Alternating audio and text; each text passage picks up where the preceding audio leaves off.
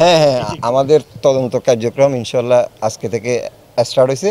তো আমরা সবসময় কি আমরা স্টুডেন্টদের পক্ষে আছি, আমরা চেষ্টা করতেছি ইনশাল্লাহ যে কোনোভাবে স্টুডেন্টরা যেন কোনোভাবে ক্ষতিগ্রস্ত না হয়। পাশাপাশি এখানে যারা জড়িত তাদের বিরুদ্ধে কি ব্যবস্থা গ্রহণ করা হ্যাঁ হবে? হ্যাঁ, কি অন্য কেউ জড়িত আছে কিনা না না, এটা আমরা আজকে আসছি, আজকে থেকে ইনশাল্লাহ এটা আমরা পুঙ্খানু দেখব এবং যারা এটার সাথে যুক্ত আছে এরা কোনোভাবেই পার পাবে না। আর এভাবে প্রথম পরীক্ষা যেটি হয়েছে সেটির জন্য সেটার ব্যাপারে এটা হচ্ছে একটা গোপনীয়, এটা আমরা কোনোভাবেই যেন স্টুডেন্টরা ক্ষতিগ্রস্ত না হয় এটা ব্যবস্থা গ্রহণ করা এটা হবে কিনা? এখন থেকে এগুলো স্ট্রিক্টলি দেখবো ইনশাল্লাহ। শহরে আপনারা সহায়তা করছেন, আমাদের ডিসি স্যার, আমাদের ইউনো স্যার, আমাদের জেলা শিক্ষা অফিসার, আমি, আমাদের আরও প্রধান শিক্ষকরা কয়েকজন ছিল, সবাই মিলে মোটামুটি আমরা বোর্ডে 2 দিন যাবত দৌড়ঝাঁপ পেলে মন্ত্রণালয়ের অনুমতি সাপেক্ষে মোটামুটি একটা প্রক্রিয়ার মাধ্যমে নিয়ে ওদেরকে পরীক্ষা বসানো হয়েছে। এখন ওরা পরীক্ষা দিচ্ছে শান্ত পরিবেশে সুন্দরভাবে।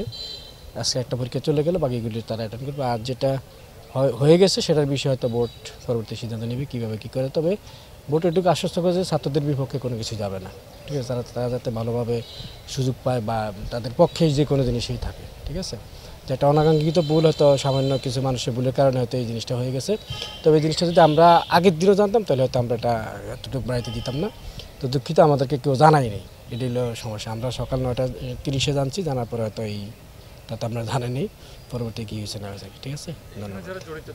হ্যাঁ, তাদেরকে আইনের ব্যবস্থা অবশ্যই নিয়েছি, আমরা মামলা করছি এবং একজন অ্যারেস্ট আছে, আরগুলিও ধরার জন্য চেষ্টা চলতেছে। ওদেরকে তো কঠিন শাস্তি দেওয়া হবে। আর আমাদের বোর্ডের একটা টিম অলরেডি আজকেই তদন্ত করবে, ঠিক আছে। তদন্ত রিপোর্ট হয়তো মন্ত্রণালয় পর্যন্ত চলে যায়, মন্ত্রণালয়ের নির্দেশে তদন্তটা হচ্ছে আর কি। তবে অতএব যারা অপরাধ করছে তারা অবশ্যই দোষী আওতায় আনা আসবে, বিচারের ব্যবস্থা করা হবে।